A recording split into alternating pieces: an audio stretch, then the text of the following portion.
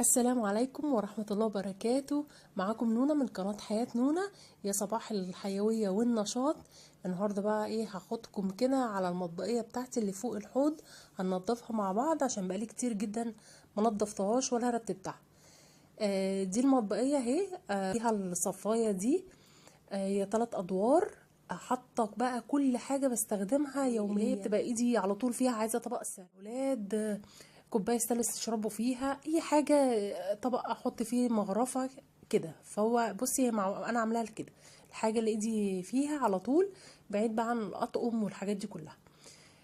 فانا هنا بوريكم ان هي من 3 ارفف كده، وهبدا ان انا اشوف الحاجه اللي هي متوسخه وانزلها في الحوض. انزلها، يعني انا هنزل كل الرف اللي تحت ده، يعني عشان ساعات كتير بحط الحاجة بميتها، فبتقعد تصفي المية بتاعتها على اللي هي الدور اللي تحت خالص، فطبعا بيتبهدل جامد جدا. انا كده هبدأ هنزل كل الصف الاول تحت بقى كنك وبراد. انا عندي برادات تانية يعني، بس ده سريع كده، بعمل فيه ينسون، حاجات زي كده. كوباية بستخدمها في اي حاجة، زي ما انتوا شايفين كده، الحاجات اللي هي ممكن تستخدميها طول ما انت واقفة في المطبخ. وكوباية تستلس، وحاجات زي كده، اطباق بايركس كده برضو بستخدمها في الاستعمال اليومي.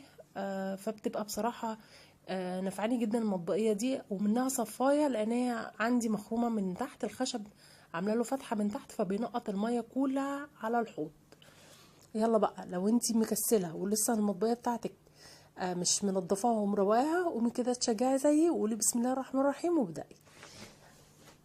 زي ما انتوا شايفين فضيت اهي المطبقيه.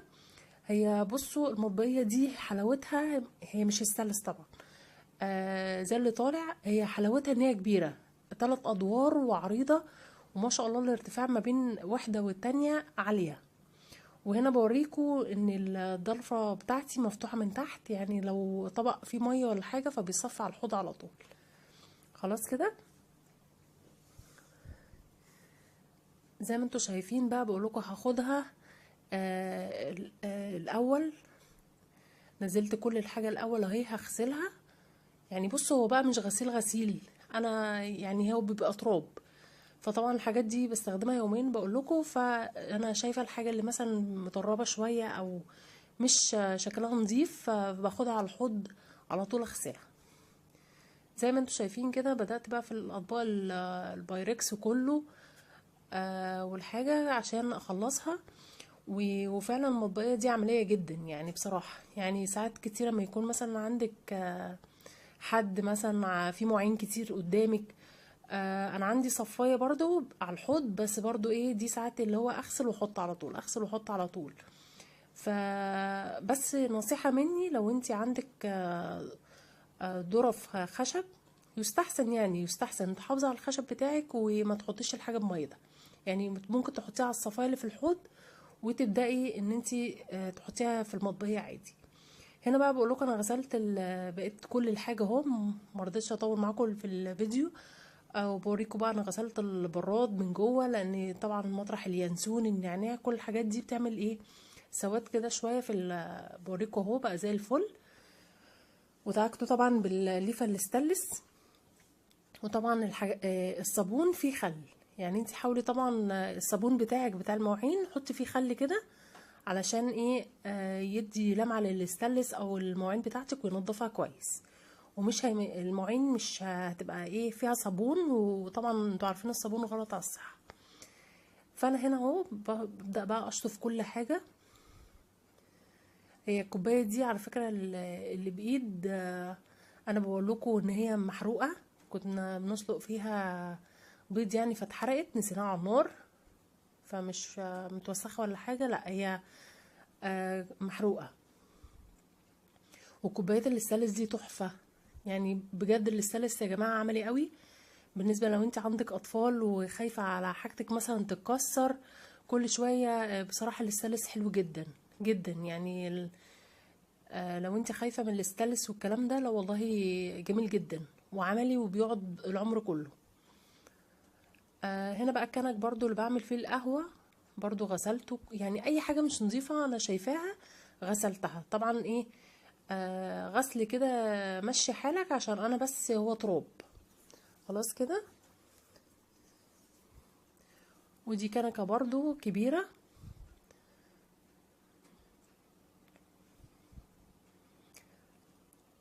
قبل كده عملت معاكم تنظيف تحت الحوض، وروقناه ونظمناه بأقل التكاليف. حاجات بتبقى موجودة في كل بيت، ممكن نرميها، ممكن نستغنى عنها بمعنى أصح.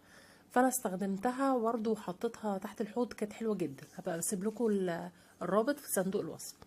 هنا بقى بوريكم الضرفة بتاعتي. انا اسفة جدا لاني بقول لكم بقالي كتير ما نضفتهاش. والمطبية دي بصراحة بتبقى مظلومة يا عيني. انا هنا حطيت خل بس، خل ببخاخه بس. ما حطيتش ميه، لان الميه انتوا عارفين بتبوظ الخشب. حتى لو انت ضفتي شويه ميه صغيرين، انا شايفه ان هو ايه، لو انت هتضيفي ضيفي يعني ايه، ربع كوبايه بالظبط على الخل، لان برضو الخل انتوا لان الميه انتوا عارفين بتبوظ الخشب.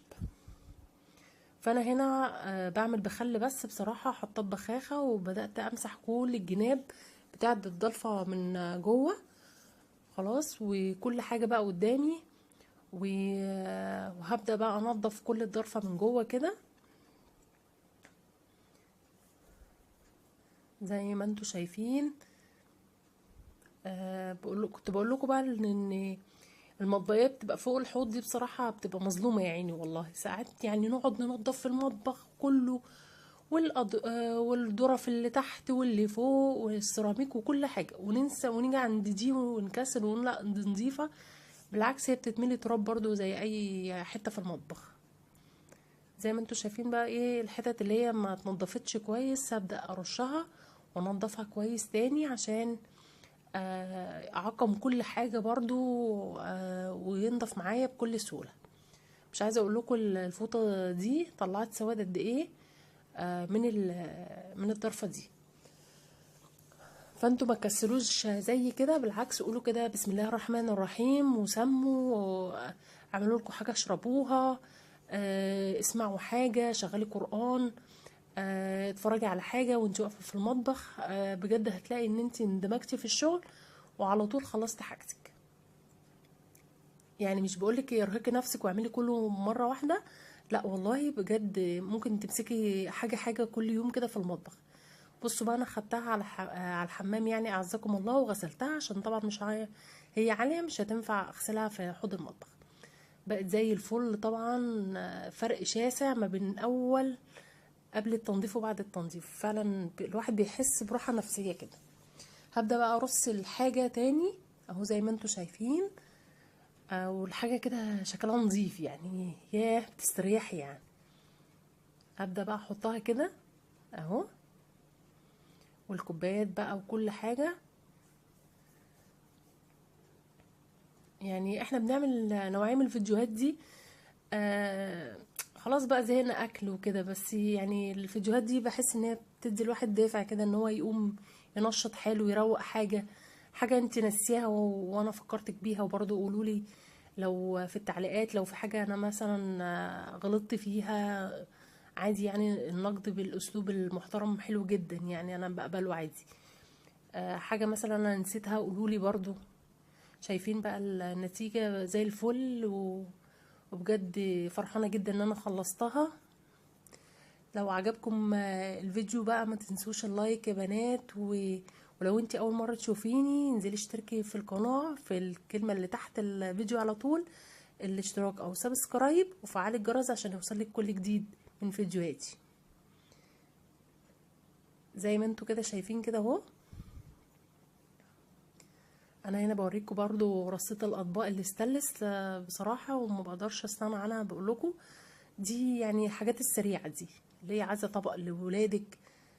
آه يا رب يكون الفيديو عجبكم بس واستفدتوا منه. بوريكم بقى الشكل النهائي اهو.